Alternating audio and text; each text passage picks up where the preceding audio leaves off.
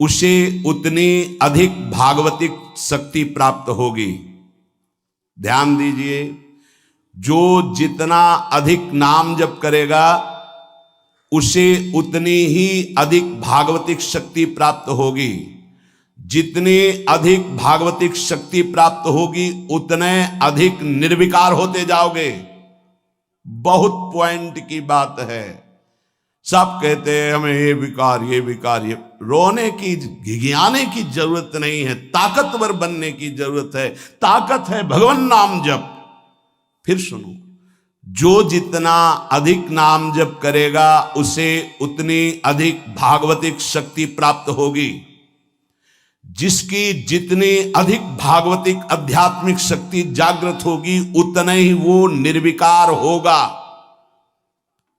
जिस व्यक्ति को गुरुदेव ने जो मंत्र जो नाम दिया है उस एक मंत्र एक नाम को बहुत काल तक जप का अभ्यास बनाओ। ये बहुत कठिन बात है। कल भी शाम के कह रहे थे कि एकांत में किसी एक मंत्र पे रखना।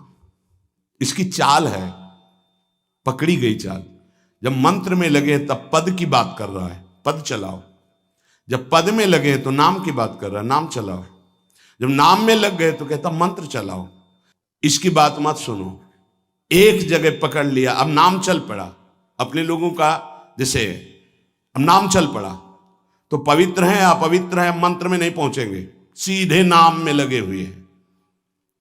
अब अचानक मंत्र चलने लगा, अब मंत्र पे पूरी एकाग्रता हो गई। पद चलने लगा तो पद पे पूरी एक भाग, तू कहां भागेगा, आना पड़ेगा इसी घेरे में। मंत्र चल रहा है, वो श्रद्धा कर रहा है, इस समय पद गाओ, इस समय पद में चलो।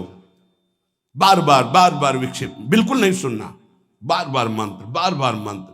क्योंकि जब पद में जाओगे तो वहां भी नहीं टिकेगा, वो कोई प्रपंच सामने खड़ा कर देगा। इसको सुनो, इसको देखो, इसका चिंतन करो।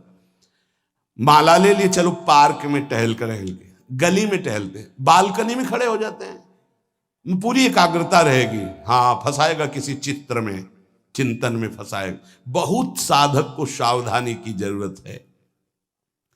जिस उपासक को जो मंत्र जो नाम मिला है, एक नाम एक मंत्र बहुत समय तक उसे चलाने का अभ्यास कीजिए। ये बहुत छलिया है मन। ये तो मंत्र तो इतना जप ही लिए हो ना, अब राधा नाम जपते हैं। हाँ, बात तो सही तुम्हारी। तो चलो राधा राधा राधा राधा राधा शुरू किया, अब वो और जगह ले जाएगा। इसका मतलब इसकी सलाह सत से सत, पहले सत से सत और फिर सत से असत में ले जाएगी। इसका मतलब जहां हमें लग गए वहां हमें लगना चाहिए, इसकी सलाह नहीं माननी चाहिए। ये बहुत सलाहें देता है, सलाह देना इसकी स्वभाव प्रवृत्ति संकल्प विकल्प, इसी को रोकना है। उपासक पकड़ पाओ तो बहुत लाभ प्राप्त होगा।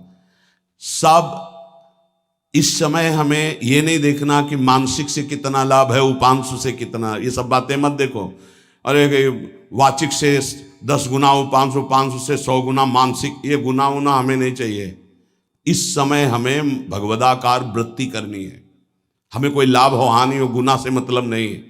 वहां जपने से इतना लाभ, वहां जपने, हमारा केवल लक्ष्य है प्रभु का स्मरण। पकड़ो बात। अब वो अगर मानसिक नहीं हो रहा तो उपांशु आते हैं, उपांशु नहीं हो रहा तो हम वाचिक आते हैं, वाचिक नहीं हो तो हम कीर्तन करते हैं। छोड़ेंगे नहीं तुम्हें, बख्शेंगे नहीं। अनन्य चेता सततम, हमें सतत अनन्य चित्त को अपने आराध्य देव में जोड़ना है। जिस उपासक में भोगों की त्याग वृत्ति अधिक है वो बहुत जल्दी सिद्ध होता है। पकड़ो, जो पुरुषार्थ तो करता है पर साथ में भोगों को भी भोगता है, उसकी आसक्ति भजन में नहीं हो पाती, वो आगे नहीं बढ़ पाएगा जब तक वो अपनी वृत्ति को सुधारेगा नहीं। जो तत्व ज्ञान प्राप्त करना चाहता है या प्रेम प्राप्त करना चाहता है, उसको चाहिए कि सदगुरु की अधीनता स्वीकार कर ले, क्योंकि बिना सदगुरु की अधीनता के उसे परिपक्व अवस्था प्राप्त नहीं होगी। जो सदगुरु बतावे नियम दे उनका अक्षरशः पालन करे।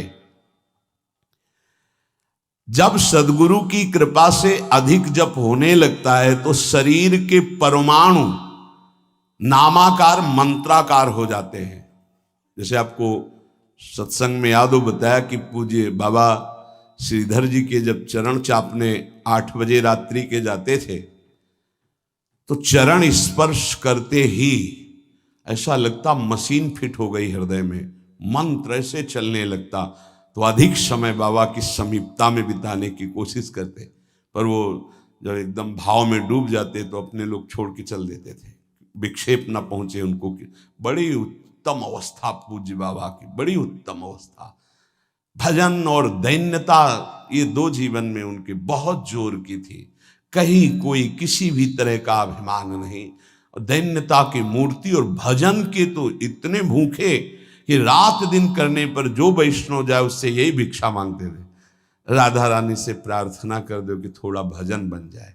यहां थोड़ा भी भजन नहीं बनता और हम कहते हैं भजनानंदी, और वो भजनानंदी और वो कह रहे हैं कि थोड़ा भजन बन जाए। क्या भजन से प्रीति है उनकी। अधिक जप करने से शरीर के परमाणु मंत्राकार नामाकार हो जाते हैं। बड़ा प्रभाव है महापुरुषों के स्पर्श का। जीवन भर के लिए बात समझ में आ गई कि महापुरुषों का शरीर पांच भौतिक नहीं होता, वो दिखाई देता है। भजन और लीला चिंतन के प्रभाव से दिव्य लीला में हो जाता है। अधिक जप करने से शरीर के परमाणु मंत्राकार हो जाते, नामाकार हो जाते। सच्ची हम जीते ही उनकी चरण रज से, उच्छिष्टामृत से, उनकी करुणा कृपा से ही हमारा जीवन है, चाहे परमार्थ में चाहे स्वार्थ में, गुरुदेव की कृपा से ही। जो नाम है इसमें सूची असुचि, पवित्रता पवित्रता, समय कुसमय, स्थान कुस्थान, इसका कोई विचार नहीं।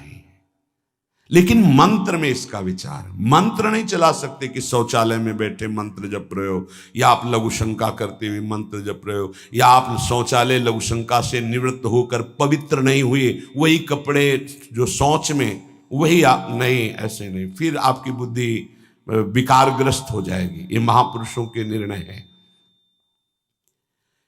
जो नाम जप करता है, भगवान नाम कीर्तन करता है, तो उसमें निश्चित भाव जागरण होता है। पर हमारी प्रार्थना है, निवेदन है, पूज्य बाबा कह रहे, असलियत में जब तक तुम्हारे अंदर कोई भाव तुम्हें बेशुद्ध न कर दे तब तक कोई नाटक मत करना। अरे बड़े भावुक हैं भाई, ऐसे से ऐसा रोना, चिल्लाना, बेसुरा बोलना, नाचना, गिर पड़ना, मूर्छित हो जाना, असलियत में ये सब भाव आते हैं। जब अधिक नाम जप, नाम कीर्तन, तो ये सब जागृत होता है। अगर ईमानदारी से जागृत नहीं है तो कोई इस भाव का नाटक न करे। बाबा कह रहे, नहीं तो दम्भ रोग लग जाएगा आपके भजन में और वो आपको पतित कर देगा। अत्यंत बढ़े हुए भाव के आवेश में जब आपको स्मृति ना रहे तो दूसरी बात नहीं। आप कभी ऐसे भावों का प्रादुर्भाव दिखावा ना करें, नहीं तो दम्भ लग जाएगा। भाई मैं तुमसे बहुत एकांतिक बात कहता हूं कि एक आदमी ध्यान करे और एक आदमी नाम जप, नाम कीर्तन करे, तो थोड़े समय में तुम देख लेना कि नाम जापक और नाम कीर्तन करने वाले की आध्यात्मिक उन्नति कितनी जोर की हुई है। पूज्य बाबा साक्षात ब्रह्म है। इन्हीं की कृपा प्रसाद से पूज्य पंडित गया प्रसाद जी महाराज ब्रजमंडल के सिद्ध महापुरुष, इन्हीं को गुरुदेव के रूप में वर्ण करके ऐसी उच्च अवस्था प्राप्त की थी कि गीता वाटिका से भाई जी और राधा बाबा परम प्यार दुलार आदर पूज्य पंडित गया प्रसाद जी का करते थे।